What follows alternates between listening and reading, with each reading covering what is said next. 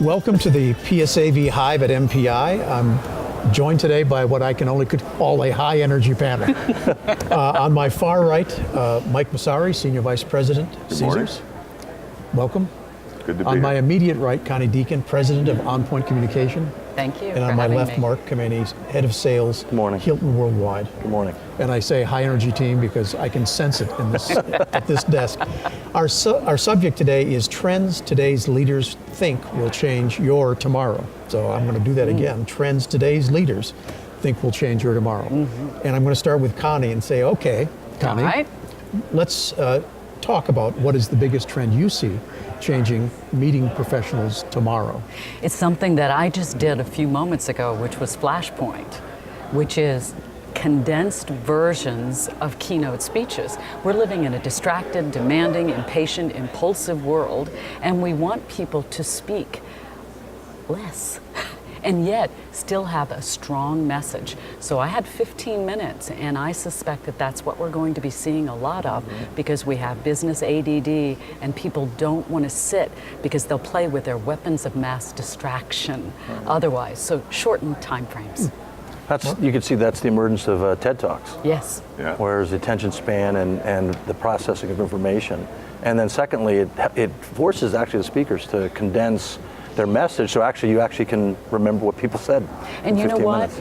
It's much harder to do a shorter Absolutely. speech than it is a longer one. Absolutely. And then it has to have more meat to it Right. and more, and as you said, then people get a real takeaway. Right. So I think one of the if you think about that from a broader context, it's going to be, in the face-to-face meetings industry, it's going to be how communication changes as people grow, right? right. And so you've got text, you've got email, you've got Flashpoint, you've got these condensed time periods, you're trying to get more data, more information out. And so what does the meetings industry look like 5 years from now as this, 10 years from now, as this communication method changes over time? And I think it's very interactive. People no That's right. longer want a Absolutely. push out. That's right. They don't want you to just throw up all over them and they sit there passively. It has to be a lot more active passive, active Exactly. passive. I agree. A lot more activity. I just finished my Mark, yeah. I just finished my sales conference with my national sales team, and we took that same approach. Our general session time were made up of, we call them head talks, Hilton elevated dialogues, but they're short snippets of a few speakers. But the meat of the program was all about collaboration, interaction, training, development, because that's what you can get face to face. Yep. And when we talk to our team about content development, we say, look, if it can be done on a webinar, let's kind of pull it off. Yes. That's right. And then you start saying, what can you really do in face to face that's But going to add it's so value? Is this hard. compression, Connie? I'm sorry. Is this Yeah. coming from social media where people are running a talk in 140 characters and get right to the point? yeah. Is that- So it's interesting because that brings you to this place where you say, there's a generation that communicates in a particular way, right? And that's different than a couple generations ahead communicate. And so what's that transition going to look like over that 15, 20 years, right? So the prototypical or the stereotypical person that's texted in 140 characters is all their communication. Like, how are they going to communicate 15 years from now when their decisions are more important, when the types of things that they're talking about have more meat to them? I mean, what is that going to look like, and how does that affect the 2,000 person general session? Well, and it's also the technology enables real-time interaction with the speakers or Absolutely. the people on stage or panels or what it may be, versus you go to a microphone, people can text or Twitter, whatever technology you use, and it can be right up on the screen. And so you really are engaged, and it's not as managed. It's more real time, just like the world is. And the today. truth is, we're all broadcasters now, Right. or at least narrowcasters, where we want messages heard of our own. It's no longer just sitting back and absorbing something. People want to have their voices heard and their opinions heard. And so I think all bets are off. And I'm fighting this a lot because I work with executives teams and I see them still wanting to do the 1 hour or hour and a half, the same old annual meetings they've always done. That's right. And it's hard for them to understand that, gee, it's okay to have this extra space, this extra time, because the real value in a meeting is in the hallway. And That's right. Right, when people are communicating Coffee and spending breaks time. and- Yes, and 2-hour networking lunches and longer things like that than just sitting in a meeting room. Well, of course, it's an hour, and then you move to the next space, and then you move to the next space. No, we want people to absorb things, right? And you look at scheduling and trying to program for people, you find that in that space, people make their own schedule.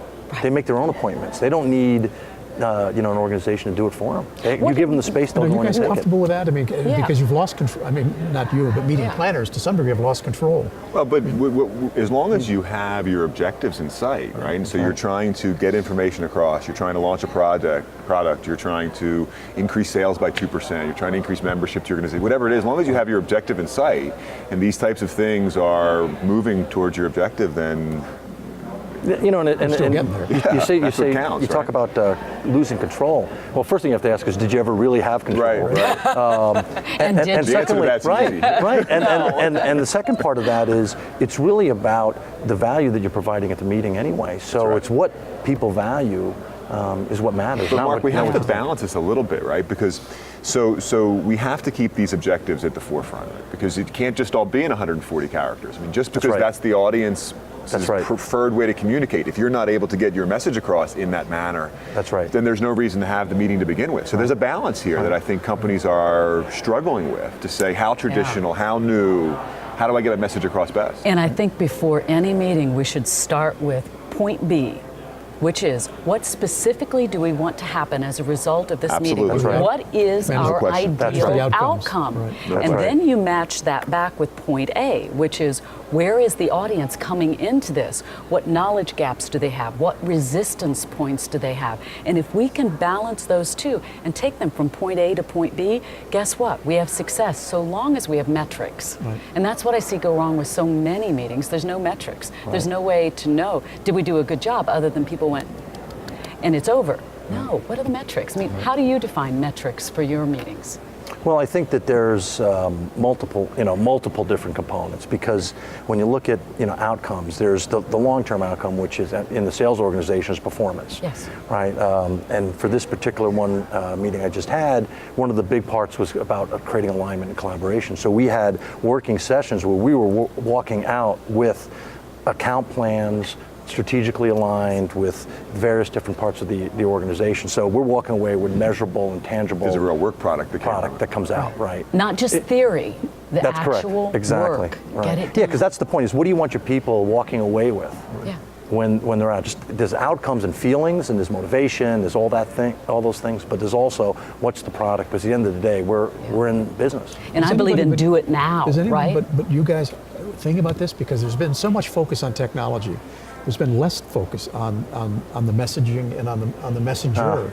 So, I mean, it's great to have all this enabling technology, but the point you're all making, I think, is let's remember what the content is. And the right? quality of the message, Right. and the quality of the questions we ask determine the quality of the answers. Right. And so if we answer those questions at first. You know, I think and- your term was great there. It's enabling technology. That's right. Right. So it's technology that lets you get to the place that you're trying to get to. That's Makes right. it easier for you to get there. But So it's no people talk substitute.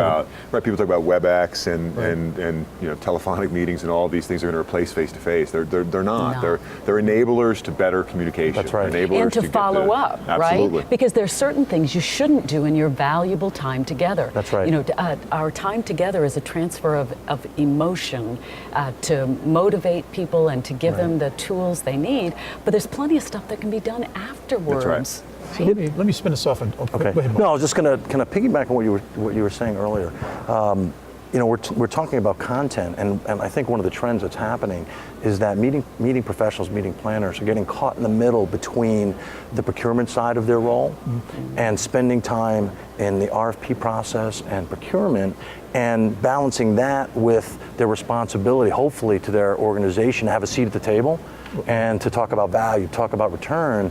And I see that as being a trend that's kind of shifting, that could really impact the business. If it becomes a procurement play, then maybe the role of a meeting professional may change, and that might fall into marketing or to different areas. So depending on where that goes, will depend on the impact on, I think, on the roles that are out there. Let me spin this in a slightly different direction, because you've got all kinds of energy here. And I want to just talk about leadership, because, I mean, you are all coming from leadership in different perspective. You had leaders ahead of you, and now you're dealing with all different. So what's leadership today in terms of managing all these multi-generational, the workforce? And how do you lead in a situation like today's?